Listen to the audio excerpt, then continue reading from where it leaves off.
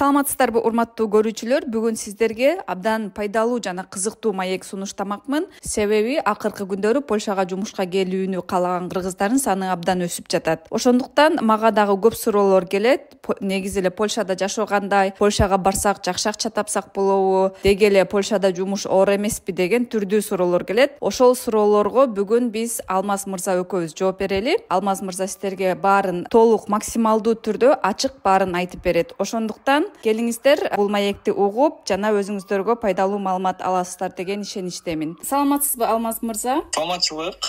Сиз Польшада азыр жашайт экенсиз. Сөздүн башында сиз өзүңүз тууралуу кыскача айтып берсеңиз. Польшага качан келдиңиз жана эмне үчүн Польшага келдиңиз? Менин аты жөнүм Алмаз. Мен Ош шаарынан болом. Ош облусунан тагыраагы. 21 жаштамын. Азыркы учурда Польшада Варшава шаарындамын. Келгениңизге канча болду? Келгениме буюрса 10 ай болуп атат. Азыр Польшада эмне менен алектенип жатасыз? Польшада негизи башта келгенде 2 ай доставкада иштеп жүрдүм. Андан кийин таксиге өтүп, таксиде иштедим. Негизи Кыргызстандан виза даярдап, документтерди даярдап жатканда дароо ошол доставкада иштейм, таксиде иштейм деп даяр болуп келдиңиз беле? Жок, андай эмес. Негизи биз агентствого тапшырганбыз. Ал жакта биз завод складка келип иштемек болгон элек. Бирок келип ал жакта болбой калып, анан ошол өз алдыбызча ишке кирдик да, доставка таксиге. Биринчи ошол агентство аркылуу келиптирсиз. Ошол тууралуу айтып берсеңиз. Бул агентство эгерде жашыруун болбосо, эмне деп аталат? Ал агентствону кандай кылып таптыңыз? Эмне үчүн ал агентствону тандадыңыз? Агентство негизи Ош шаарында iClub деп аталат, аталышы. Офистагы бар ошол шаарда бир тааныштар аркылуу угуп барганбыз ал жакка. Услугасы 800 евро экен. Алдын ала 200 евро берип, приглашение күтөсүңөр деди. Андан кийин Казакстанга очередь чыгат, ошол жака барасыңар, андан кийин виза аласыңар деп ошентип консультация берген. Анан процесс канчага созулат дегенибизде бизге негизи 3 айда виза колуңарга тиет деген да. Бирок тилекке каршы андай болбоду. 3 ай эмес, 7 ай күтүп калдык. 7 ай дегенде визаны колго алдык. Ошол 7 ай күткөндө агентство эмне деп түшүндүрдү? Күнөө кимде болду? Эмне үчүн башында 3 ай деп айтып, анан 7 айга созулуп кеткенин кандай түшүндүрүштү? Буну Казакстанга негизи посольство очередке коюлат экен. Ошону бул очередь чыгыш бул бизден зависит этпейт деп, ошентип эптеп бизди алаксытып сөз менен алдап атышты да. Демек чакыруу кагазы, приглашение деген, ал ошол убактысында эле келген, а визага көбүрөөк күттүңүздөр. Приглашениены 2 айда келет деген, 2 ай 10 күндө келет деген, бирок 3 айда келген. Ошол Казакстанга барып визага тапшырганда, документтер даярдаганда агентство бардыгын өзүлөрү жасап берди да, же өзүңүздөр даярдадыңыздарбы документтерди? Документтерди өзүбүз чогулттук. Агентство бир гана приглашение алып берди, анан Казакстанга посольствого очередке коюп берди. Ошол эле болду. Анан калганын бүт өзүбүз кылдык. Документтерди өзүбүз чогулттук, өзүбүз Казакстанга бардык, билетти өзүбүз алдык. Ошол Польшага даярданып жатканда, агентствого барганда Польша тууралуу сурадыңыздар да? Ал жакта айлык акы канча, жашоо кандай болот деп? Бизге башында эле айлык акыны айткан болчу. Ушундай заводдо иштейсиңер. H&M деген завод болчу. Кийим чыгара турган склад экен. Айлыгы 1100 евродон 1500 евро чейин алсаңар болот, саатына жараша деп ушинтип убадалаганда. Биз эми ал убакта бизге айткан адам болгон эмес экен. Биз эми ишенип, макул болуп, ошондой болгон да. Демек алар сиздер Польшага келгенде айына 1500 еврого чейин айлык аласыздар деп айткан. Бирок Польшага келгенде андай болбой калды. Бирок Польшага келгенде андай болбой калды тилекке каршы. Айлык канча болду анда Польшага келгенде, эгерде жашыруун болбосо? Айлык мен биринчи эле Польшага уч келген күнү бизди Шесин деген бир область бар экен. Ошол жака алып кетишти. Биз үчөөбүз болчук. Үчөөңүздөр чогуу келдиңиздер? Үчөөбүз чогуу келдик. Бир агентство менен. Ал жактан медосмотр деген нерседен өттүк, дагы бир документтерди налог боюнча ошолорго кол койдук. Мындайча айтканда келишим түздүк, бизге жатакана беришти. Жанагы 2 шеригими, аларды ошол эле күнү ишке чыгарышты. Алар бирок 5 эле саат иштеп келишти да. 5 эле саат мени болсо сен 6 күндөн кийин чыгасың, сени үйрөтө турган адам азыр отпускада, ошол отпускадан келсе анан чыгасың деп мен ошентип 6 күн дем алып калдым да үйдөчү. Анан бирок 6 күн дем алып, берки шериктерим айткандан бул жер такыр эле башкача экен, саатта аз берип атат. Саатына 27 брутто деп. Злотый брутто. Бизге 19 ушундай эле нетто калат окшойт деп шериктерим айтып калышты. Бул аз, бул айына где-то 3,000-3,500 злотых эле болуп калат экен деп эсептеп чыктык да биз. Анан мага жакпаганынан мен Варшавага өз алдымча келе бергенмин. Тиги жаныңыздагы балдар ошол жерде калып иштеп калышты? Жок, алар деле кийин кетишиптир. Болгон аларда менде айдоочулук көлүк бар болчу негизи. Аларда жок болчу эле да. Мен доставка таксиге иштей алам деп мен Варшавага келе бергенмин. Негизи ошо Кыргызстандан жөнөп жатканда, Польшага барганда бир күндө канча саат иштейсиңер деп айтты эле? Минимум 8 саат иштейсиңер деп айткан бизге. Максимум. Келгенде жумуш аз бекен же эмнеге антип силер кайрылып көрдүңөрбү кайра агентствого? Жумуш аз болот. Кайрылып көрдүк. Кайрылганыбызда азырча мертвый сезон болуп жатат, сабыр кылыңыздар деп айтып коюшту да. Негизи бул жака келгенден кийин агентствого эч нерсе талап кое албайт экенсин, алар уже жардам бербейт экен бул жака келгенде. Ошол агентство менен контракт түзүп жатканда контрактты окудуңуздар беле? Контрактты окуганбыз. Ал жакта эмне деп жазылды эле? Польшага баргандайын уже жоопкерчиликтин баары өзүңөрдө деп жазылдыбы же? Жакпай калса алмаштырууга мүмкүнчүлүк бар деп жазылганбы? Жумуш жакпай калса алмаштырууга мүмкүнчүлүк бар деп эле турган болгон ал жакта. Иш аягына чейин сопровождение болот. Биз дайым байланышта болобуз деп ошентишкен. Анан визаны колго тийгенден кийин, эми Польшага баргандан кийин өз коопсуздугуңуз үчүн өзүңүз жооп бересиз деген кагаз берип, ошоло кол койдурушкан да. Ошол кагаздын негизинде анан олорго талап кое албай калдык да биз. Келгенден кийин жумуш жакпай калды, башка жумуш таап бересиздерби деп кайрылганда эмне деп жооп беришти? Дагы 2 ай приглашение күтөсүз деди, разрешение на работу деп. Биз Польшага келгенде негизи бүт эле маалыматты билдик. Эч бир заводдо, эч бир фабрикада 1,5 евро табыш мүмкүн эмес экен. Ошону билдик. Башка кыргыздар менен сүйлөшүп. Кээ биркилер иштегендерим бар экен, ошол 3,5 злотукка. Где-то 500-600 ушундай евро болуп калса керек. Алар карта побыта алыш үчүн эле ошол жерден жылбай 5-6 ай иштешет экен да. Складта жумуш кандай экен? Оор бекен же жеңил элеби? Мен иштеп көрбөдүм. Бирок шериктерим иштеп көрүп, штрафтары көп экен дейт. Мисалы кандай штраф болушу мүмкүн? Кийимдерди булгап алсаң же туура эмес упаковка кылып койсоң, ушундай штраф боло берет экен да. Айлыктан 40 берет экен. Варшавага ошондо бат эле келиптирсиз доставкага иштейм деп. Ооба, өзүм эле бат эле келдим ошол. Доставкага жумушка кантип кирдиңиз? Кантип таптыңыз жумушту? Бул жакта кыргыздардын группасы бар экен. Мен алар менен байланышып, баардыгын сурап такташтырып, бул жерде партнер деп коет экен. Ошол Uber, Bolt, Glovo деген ошондой приложениялар бар, доставкачы. Ошолордун ар биринин өзүнүн партнеру болот экен. Ал партнерлор менен барып, келишим түзүп, бар аккаунт ачып берип мага. Анан мен арендага машина алып, ошентип иштеп баштадым. Машинаны арендага алдыңыз? Ооба. Ошол жөнүндө кененирээк айтып бере аласызбы? Машинаны арендага алып, доставкага иштеген жеңил бекен же кандай документтер талап кылышат экен? Арендага канча төлөш керек экен? Доставкага кириш үчүн загранпаспорт керек экен, виза, банковский счет, фото, любой фото боло берет, ошол профилге коюш үчүн. Анан айдоочулук күбөлүк. Эгер машина менен иштейм дей турган болсоң. Болду, ошолор эле. Аз эле документ талап кылынат экен негизи. Доставкада иштегенде жумуш оор бекен же жеңил бекен? Доставканын жакшы жери ошол өзүң каалаган графикти кое аласың. Каалаган маалда чыгып иштесең болот. Ал эми машинага арендага алып атканда бул жерде адамдар группасы бар Телеграмда, машина аренда Варшава деген. Ал жака ошо адамдар машинасын киргизишет, жарыялап. Аны деле алыш оңой эле, неги машинанын арендасы 300 злотых болгон болсо аптасына. Анын каусиясы дагы бар. Залог. Ага дагы 300 бересиң. Ошентип машинаны алсаң болот. Аптасына 300 злотый төлөп иштеген актайт бекен доставкада? Сиз мисалы доставкада иштеп, мүмкүн күнүнө же бир аптада канча айлык таптыңыз? Актатса болот негизи. Бирок көбүрөөк иштешиң керек. Мисалы 15 саат. Мен 15 саат иштеп 450 злот кылат элем да. Бир күндө? Бир күндө.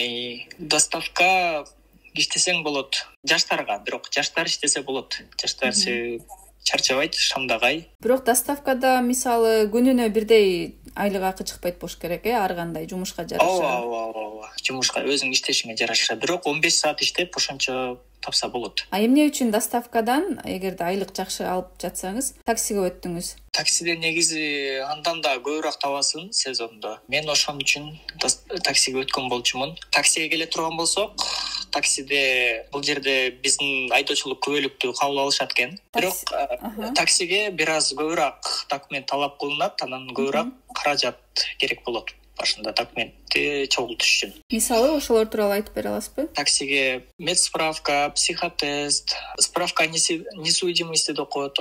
Адамдын соттолбогону тууралуу. Ооба, 30 күн ичинде соттолбогону тууралуу керек. Банковский счет, фото на профиль, жашаган жериңдин адреси. Ал документтерге болжол менен мен 500 злотых кетирдим, короттум. Документтердин баарын даярдоо үчүн. Анан ошондо жалпысынан бир 7-8 ай иштептирсиз да таксиде. Ооба, 7-8 ай. Кандай болуп атат айлык акысы? Бир күндө канча саат иштейсиз? Мен сезон убагында, мисалы, майларда сезон башталат экен, декабрь жаңы жылга чейин сезон болот экен. Мен 10 саат иштеп, 600-650 кылаттым да. Андан да көбүрөөк иштесем, максимум 800ге чейин иштеп аттым. 800 злотовка чейин иштеп жаттым өзүмдүн калыбыма жараша. Азыр ошол злотыйды угармандарга кичине кыргызча түшүндүрүп койсок, азыркы күндө 1 злотый орточо эсеп менен 21-22 сом болуп атат. Ооба. Ошондо сиз 800 злотый иштесеңиз, бир 16-17 миң сом, кыргыз сомуна бир күндө. Ошончо болуп калат. А ошол акчанын канчасы сиздин чөнтөгүңүздө калат, а канчасы чыгымга кетет? 800 злотыга иштеген болсом, мисалы, анын 70 злотыгына коюучу май куям, 30 злотыгына чай ичем, жок дегенде обедте бир. Тип мага нарагына 700 калса, анын 100-ун арендага чыгарып коесуң. Ошондо мага 600 калып атат таза. Демек жакшы болот экен. Демек жакшы. Сиз ишемби, жекшемби күндөрдө эле жумушка чыга берсеңиз болот. Эч ким тоскоолдоп. Таксиде свободный график, өзүң каалаган маалда түзүп, каалаган маалда чыгып иштесең болот. Жакшы. Документтер жагынан кандай болот экен? Мисалы, сиз дагы Польшада калып иштейин десеңиз, Польшада көбүрөөк калайын десеңиз, визаңыз бүткөндөн кийин. ВНЖ жактан эми бир аз татаалыраак процесс экен бул. Шылуундар аябай көп экен, мошенниктер. Документтер да бир аз көбүрөөк талап кылынат экен. Сиз айтмакчы, өз алдынча да кылса болот экен. Ар бир адамдын каалоосуна жараша. Таксиге келе турган болсок, таксиде дагы официально кылып иштесе болот. Мен мисалы официально болуп иштеп жүрдүм таксиде. Партнерлор аркылуу тапшырайын деген болчумун мен дагы. Мен алар кандай документтерди талап кылганды мен бир аз түшүнбөй калдым. Бир аз каражаты көбүрөөк документтерди талап кылгандан анан мен тапшырбай калдым. Демек визаңыз бүтсө, сиз Кыргызстанга кетет экенсиз да? Ооба, мен визам бүтсө Кыргызстанга эле кетем. Кайра келейин деген оюңуз барбы? Планда жок негизи. Сиз чет өлкөгө биринчи жолу чыгып атасызбы? Бул Польша биринчи өлкөңүзбү же башка мамлекеттерге барып? Жок, буга чейин мен Россия өлкөсүндө иштегем, Москвада. Ал жакта канча иштедиңиз эле? Ал жакта да 1 жыл иштегем. Айырмачылыктары кандай экен Россия менен Польшанын? Айырмачылыгы айлык акылары бирдей эле экен. Эч айырма жок негизи. Жашоо шарты боюнча Польшада бир аз кымбатчылык, Москвада арзаныраак бир аз жашаган жериң, ошол жактары. Бирок коопсуз, тынчтык боюнча, мигранттарга жакшы мамиле кылуу боюнча Польша жакшы. Польша сизге жакшыраак сезилди. Ооба, Польша мага жакшы жакты. Бул жерде милиция кызматкерлери келип текшере бербейт экен, эч ким сага эч нерсе дебейт, эч ким сага агрессивный мамиле жасабайт. Мага мисалы эч ким агрессивный мамиле жасаган жок. Ал жактан Польша эң мыкты, мага жакты. Россияда эмне жумуш аткарчыңыз эле? Россияда официант болуп иштегенмин. Айлыгым 80 000 рубль болчу. 13 сааттан иштейт элем. Дагы кандай айырмачылыктарды көрдүңүз? Мүмкүн тамак ашы, климат жактары сезилдиби? Айырмачылыктар же окшош эле бекен? Жок, айырмасы бар албетте. Россия бир аз суугураак өлкө, сызыраак өлкө. Польша болсо мындай жылуу өлкө экен. Бул жерде кар деле анча жабайт экен. Продукталар эми анча кичине бир аз даамы жогораак болушу мүмкүн. Бирок бул жерде биздин өзүбүздүн кошуна өлкөлөрдүн, Турция өлкөнүн магазиндери бар. Биз ошолордон продукт алып жейбиз. Сиз азыр Польшанын борбору Варшавада экенсиз. Ал жакта кыргыздар көп экен? Кыргыздар 100 000ге жетпейт, мен билипче. мен ушул такси доставкада иштегендерди гана айтып атам азыр. Бирок кыргыздарды мен мындай күндөгө көрбөйм, чынын айтсам. Күнүмдүк жашоого токтолсок, мисалы сиз ошол Польшада жашоо кымбатыраак дедиңиз Москвага салыштырмалуу. Сиз бир айга орточо эсеп менен эгерде мүмкүн эсептеп көргөндүрсүз, канча акча кетет экен? Таксиде бир айына болжол менен 15.000 злотых тапсам эгер, детально эсептеп берейин. 1000 злотыхын квартирага берем айына. Сиз батирди ижарага аласыз же хостелде жашайсызбы? Батирди ижарага алабыз. 1000 злотых машинанын арендасы, мен комфорт плюс айдайм да. Продукта, күйүүчү май, дагы башка нерселерге 5-6 миң, общий чыгым 5-6 миң злотыхты түзүп калат айына. Ал тамак аш ошол жашаганыңа эле ал аренда кошулуп ошолор. Негизи машинаны өзүңүз сатып алып иштесеңиз анда бир топ жеңил болот окшойт. Анда жакшы. Бирок бир жагы бар, эгер машинаң өзүңкү болсо, аны өзүң бузулса өзүң оңдойсуң, анын страховкасын өзүң төлөйсүң, лицензия кылыш керек болсо өзүң кыласың бардыгын. Арендада болсо сен акчасын эле бересиң, болду. Сиз жана айтып калдыңыз, мошенниктер көп экен, шылуундар деп. Сиз кандай учурда ошо шылуундарга кабыл болдуңуз? Дагы Польшада андан сырткары кандай кыйынчылыктарга туш болдуңуз? Мүмкүн ошол тууралуу айтып бересиз. Чындыгында кыйынчылыктар болду башта келгенде, Варшавага келгенде именно ошол күндөн тарта. Мен 200 эле доллар менен келген болчумун Польшага. Варшавага кеткейин $200 где-то биздин злотукка айландырганда 700-800 злотой болуп калат. Келген күнү эле мен 100 злотукка продукта кылып алыпмын. Себеби баалар көзүмө аз көрүнүп, мен түшүнбөй эле ала берипмин каалаган нерсеми. Ошондой башында аябай арзандай сезилет. Арзандай сезилип, ошентип атып мен көбүрөөк коротуп алыпмын. Анан колумда карасам 500 эле злотук калыптыр Варшавага келсемчи. Анын 250-ин хостелге бердим бир аптасына. Андан кийин машинанын арендасына акча жетпей калды да. Бирөөлөрдөн эптеп карыз табып, карыз сурап, ал машинаны алганмын эптеп. Аккаунт дебедим эле жана. Ооба. Ал дагы 2-3-4 күндө активация болгондо мен ошол малдарда иштебей үйдө жатып калдым, ошол аккаунттар ишке киргизейин. Малда анан хостелимдин күнү бүттү. Акча жок да менде. Анан хостелден чыгышка туура келди. Машинада жашап, акча болгучу чейин машинада жашаганга аргасыз болуп. Варшавада батирди ижарага алып жашайбыз деп айтып калдыңыз. Кыргыз балдар менен чогуу жашайсызбы? Менин 3 досум бар. Алар менден кийин келишкен. Аларды өзүм тосуп, аларды өзүм ушул доставка таксилерге киргизгенмин. Ошол 3 досум менен турабыз. 1000 злотый төлөйм дедиңиз. Ар бир балага 1000 злотыйдан айланабы? Ошол тууралуу кичине кененирээк айтып койсоңуз, анткени Кыргызстандан келем дегендер абдан ушул суроого кызыгат да. Барганда батирди ижарага канча сомго алса болот, кандай шарттары кандай болот деп көп сурап калышат. Негизи бул жерде центрде квартиралар бир аз кымбатыраак болот. 2 бөлмөлүү квартира алганбыз. Ал айына 3000 злотуктан төлөйбүз, еще коммуналка бар. Где-то 3500 злотукка барып калат. Негизи квартираны ижарага алыш үчүн бул жерде ОЛКС деген сайт бар. Поляктардын өзүнүн сайты, ошол жактан тапсаң болот. Аларда мурда каусия бар, баягы эле. Залог. Ал квартиранын арендасы канча турса, ошончо залог бересиң. Мисалы, биз 3000 алганбыз, 3000 каусия бергенбиз. Барды бирип 6000 злотых биринчи эле кирерден мурда ошону берип, анан кирип жашаганбыз. Анда мен да бир ошол такси тууралуу суроо бергим келип жатат. Сезондо жакшы болот экен айлык акы.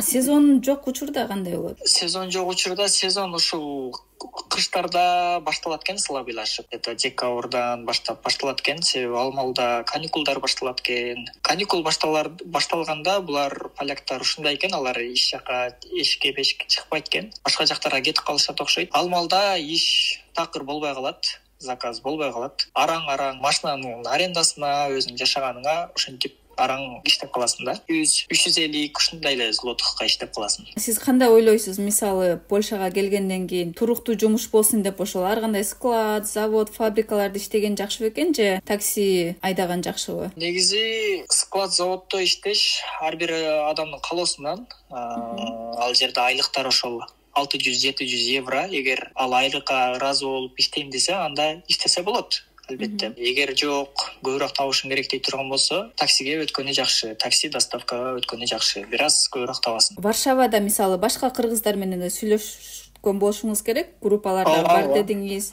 Тааныштар көп. Кыргыздар көбүнчө кандай жумушта иштешет экен? Кыргыздар көбүнчө айдоочулук күбөлүгү барлар бардыгы эле ошол такси доставкада. Заводко келип иштейбиз деген адамдар кайра ушул Варшавага келип таксиге кирип иштеп атышат да. Сезон, мету сезон деген дагы болот экен заводдордо. Саат азыраак берилип, бул жерде саатына төлөйт да. Жакшы. А негизи сиз Польшага келгенден Кыргызстанды сагындыңызбы? Кыргызстандын тамактарын сагындыңыз мүмкүн? Эмне жетишкен жок Польшада?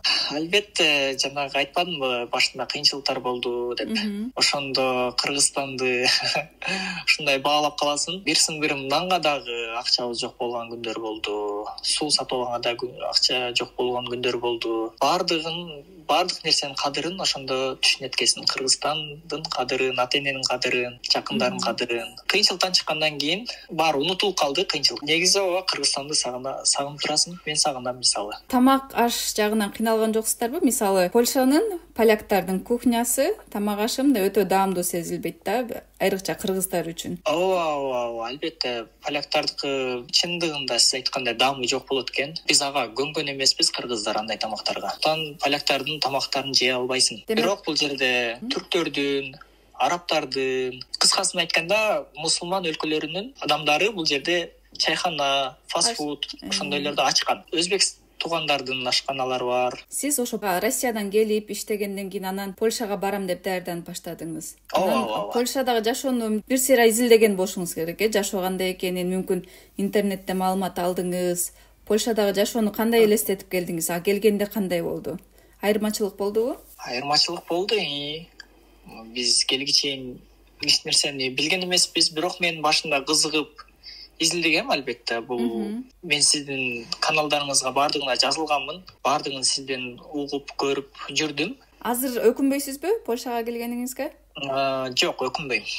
Демек сиз Польшага келүү үчүн жакшы эле акча коротуп турсуз. 800 евро агентствого төлөсөңүз, андан сырткары билет алдыңыз, дагы башка майда чүйдө чыгымдар кеткен болуш керек. Демек ошол 1,5 миң еврого барып калды да. 1,5 миң евро. Ошол нерсеге өкүнбөйсүз, ошол нерсе акталды. Ооба, акталды буюрса. А сиз башка кыргыздар менен сүйлөшкөндө алар эмне деп айтат?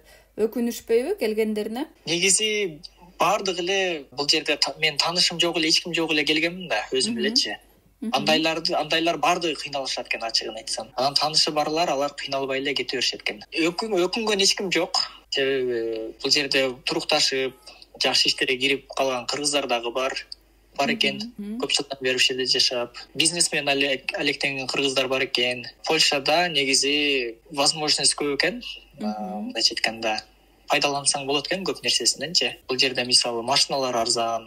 Ошол жагынан жакшы экен. Мисалы Россия өлкөлөрүндө аларды кылышың кыйыныраак болуш керек. Ошол кийинки күндөрү мага суроону көп беришет да, Россияга барган жакшыбы же Польшага барган жакшыбы депчи. Анан мен негизи бул суроого жооп бергенден кичине корком да, себеби мен Россияда иштеген эмесмин. Россияда жашап көргөн эмесмин. Анан ал жакты жакшы билбей туруп, Польша жакшы деп айтсам дагы туура эмес болуп калат да. Албетте. Сиз ал жак Россияда 1 жыл иштептирсиз, бул жакта 1 жыл иштедиңиз. Демек, кыргыздарга кайсы өлкөнү сунуштайт элеңиз? Польша менен Россиянын айырмачылыгы, айлык акынын айырмачылыгы ушунда. Россияда ал жерде саатына эсептелинбейт.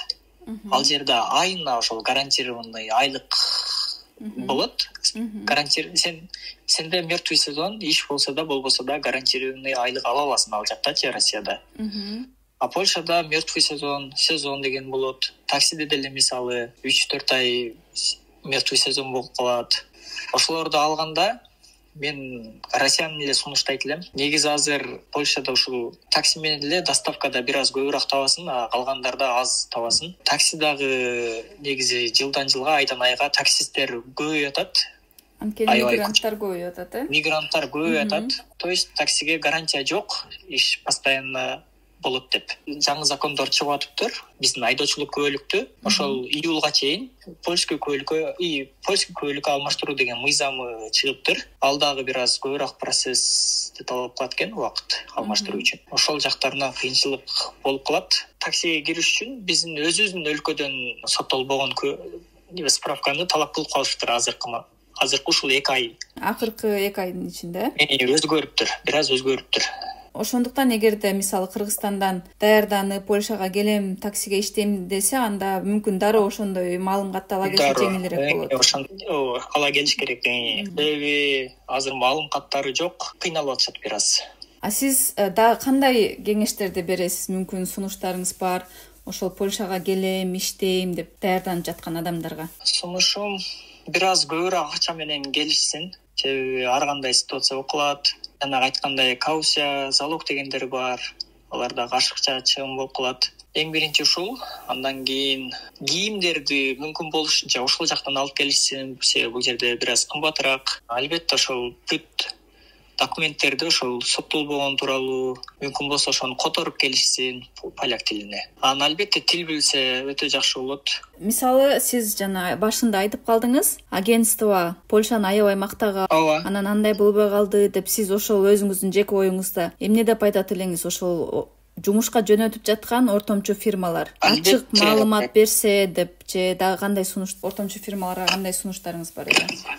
Мен айтат элем, баардыгын ачыгын айтышса жакшы болот негизи. Себеби мен өзүм эле баштан өткөн окуямды айтып бердим азыр. Ошондуктан баардыгын ачыгын эле айтып иштешсе өтө жакшы болмок. Өздөрүнүн дагы кадыр барктары бийик болмок.